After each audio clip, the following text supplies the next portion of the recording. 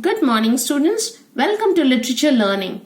I hope you enjoyed the information and illustration about the author and the video sent as the introduction to the lesson that we begin today. The Eyes Have It by Ruskin Bond. The long popular story The Eyes Have It is an engaging story from the perspective of a blind man. The narrator is blind and is traveling by train to Dehradun. He begins to tell us his experience of the journey that he would never forget. So let's turn over our literature textbook to page 58 and begin right away. I had the compartment to myself up to Rohana. Then a girl got in. The narrator tells us that he was traveling in a compartment in which he was the only passenger and there wasn't anyone else up to Rohana. And then at Rohana, a girl got in. The couple who saw her off were probably her parents.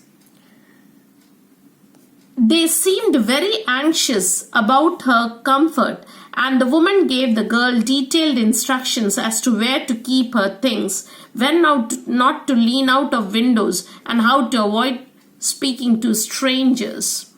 So, the couple in the story seem to be the parents of the girl. Probably, as he says here, probably her parents. So, by the conversation, the narrator could make out that they were very anxious and very worried about her comfort. And the mother kept on giving her instructions about where to keep her things stacked properly and what to do and what not to do, not to lean out of windows, and how to avoid talking to strangers. So, leaning out of windows could be dangerous. She was telling her daughter to be alert and careful about the precautions she needed to take and other details about being alert while on a journey. We can understand the worries of parents, especially the mother. The mother was the one giving her detailed instructions. So, next paragraph we see they called their goodbyes and the train pulled out of the station. So they called their goodbyes, meaning they greeted each other and before the train really started, and then the train left the station. As I was totally blind at the time, my eyes sensitive only to light and darkness, I was unable to tell what the girl looked like. But I knew she wore slippers from the way they slapped against her heels. So the narrator tells us that at the time he was totally blind and he was only sensitive to light or darkness. He could not know what the girl looked like. But he heard the slippers, the sound of her slippers slapping against her heels. And he could make out that she was wearing slippers. It would take me some time to discover something about her looks, and perhaps I never would. But I liked the sound of her voice and even the sound of her slippers. The narrator says that he was wondering what the girl must be looking like. Perhaps he would never know. He thought that if she traveled in the same compartment for a couple of hours, maybe he may come to know what she looked like. But it was a chance only. So, but he liked the sound of her slippers. And then he could restrain himself and ask her, are you going all the way to Dehra? I asked. I must have been sitting in a dark corner because my voice startled her. She gave a little exclamation and said, I didn't know anyone else was here. Now, we see here something of the male psychology when he is so conscious and he is thinking about the slipper and how she looks. Men have the male psychology. We see men have greater sensitivity to fine details and rapidly moving stimuli. But women are better at discriminating between colors. Men and women do see things differently. So the narrator puts in a question. Are you going all the way to Dehra? So she got startled a bit. And the narrator says he felt the girl being startled or being suddenly shocked or alarmed by the voice of the narrator. For she gave a little exclamation or a little shriek, a small call, and then said that she didn't know.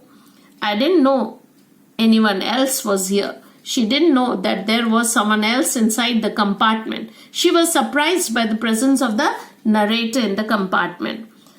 Well, it often happens that people with good eyesight fail to see what is right in front of them. They have too much to take in, I suppose. Whereas people who cannot see or see very little have to take in only the essentials, whatever registers tellingly on their remaining senses. Explaining the situation in which the girl was, the narrator says that it so happens that people with good eyesight are unable to see what is happening in front of them. This could be because they have too many things to see or too many scenes to grasp at the same time.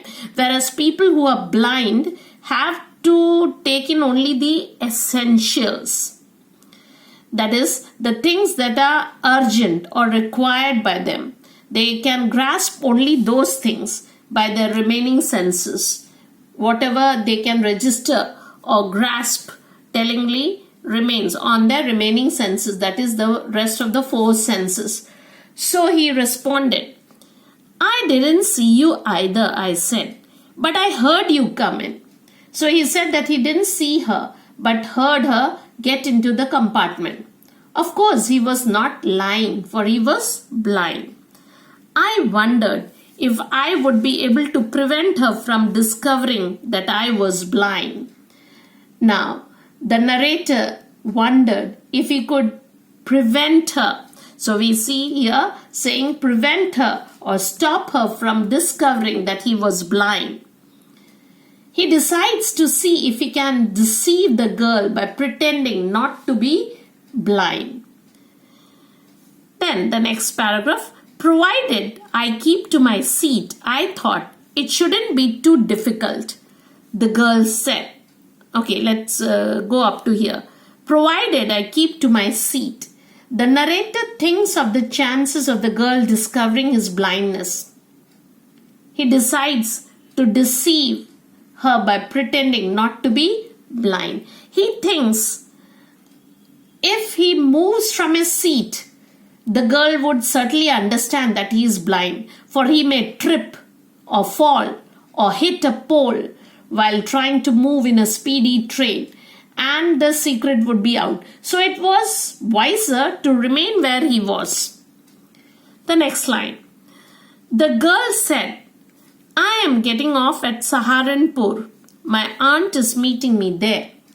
The girl then said that she was getting off at Saharanpur, which was the next stop. She also added that her aunt would be coming to meet her and take her home. Now we complete this page and we have one more line from the next page to complete that conversation. So let's get into this part. Then I had better not get too familiar, I replied. Aunts are usually formidable creatures.